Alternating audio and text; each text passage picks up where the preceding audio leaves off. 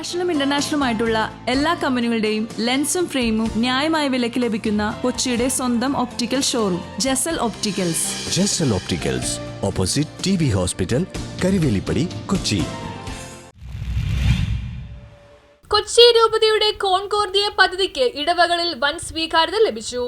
കൊച്ചി മെത്രാന്റെ സ്വപ്ന പദ്ധതികൾക്ക് ചിറക് വിരിക്കുന്ന രീതികളിൽ രൂപതയിൽ അടുത്ത 7 വർഷം കൊണ്ട് നടപ്പാക്കാൻ ഉദ്ദേശിക്കുന്ന പദ്ധതി പ്രവർത്തനങ്ങളെക്കുറിച്ച് ഏറ്റവും താഴെത്തട്ടിലുള്ള ജനങ്ങളിൽ നിന്ന് അഭിപ്രായങ്ങൾ തേടുന്നതിനായി നടത്തുന്ന കോൺകോർദിയ എന്ന ഹൃദയപൂർവ്വം എന്ന പദ്ധതിക്ക് ഇടവക മക്കളിൽ നിന്നും വൻ സ്വീകാര്യത ലഭിച്ചു. കുമ്പളങ്ങി സെയിന്റ് ജോസഫ് പള്ളിയിൽ 24 കുടുംബ യൂണിറ്റുകളിൽ നിന്നെത്തിയ ഭാരവാഹികൾക്ക് ഫാദർ ഡേവിഡ് നാനാട്ട് ക്ലാസ് എടുത്തു. കൊച്ചി രൂപതയിലെ എല്ലാ വിഭാഗത്തിലുമുള്ളവരുടെ ഉയർച്ചയാണ് ഈ പരിപാടിയിലൂടെ ഉദ്ദേശിക്കുന്നത് െന്ന് ഡേവിഡ് നാനാട്ടച്ചൻ പറഞ്ഞു. ഫാദർ മാക്സൻ കുറ്റിക്കാട്ട് പ്രസംഗിച്ചു. പെരുമ്പടപ്പ് ഇൻഫന്റ് ജീസസ് പള്ളിയിൽ നടന്ന ഹൃദയപൂർവ്വം പരിപാടിയിൽ ഫാദർ ആന്റണി നെടുംപറമ്പിൽ ക്ലാസുകൾക്ക് നേതൃത്വം നൽകി. ഇടവകയിലെ കുടുംബ യൂണിറ്റ് ഭാരവാഹികളുടെ വൻ സാന്നിധ്യവും യോഗ ഹാളിൽ കണ്ടിരുന്നു. വികാരി ഫാദർ ആൻഡ്രൂസ് കാട്ടിപ്പറമ്പിൽ അധ്യക്ഷത വഹിച്ചു. ഇടക്കൊച്ചി സെയിന്റ് മേരീസ് പള്ളിയിൽ നടന്ന കോൺകോർദിയയിൽ ഫാദർ ഗാസ്പർ കടവിപ്പറമ്പിൽ ക്ലാസ് എടുത്തു. ഇടവകയിലെ 52 കുടുംബ യൂണിറ്റുകളിൽ നിന്നുമായി 500-ലേറെ പ്രതിനിധികളാണ് പങ്കെടുത്തത്. വികാരി ഫാദർ റാഫി കോട്ടിങ്കൽ അധ്യക്ഷത വഹിച്ചു.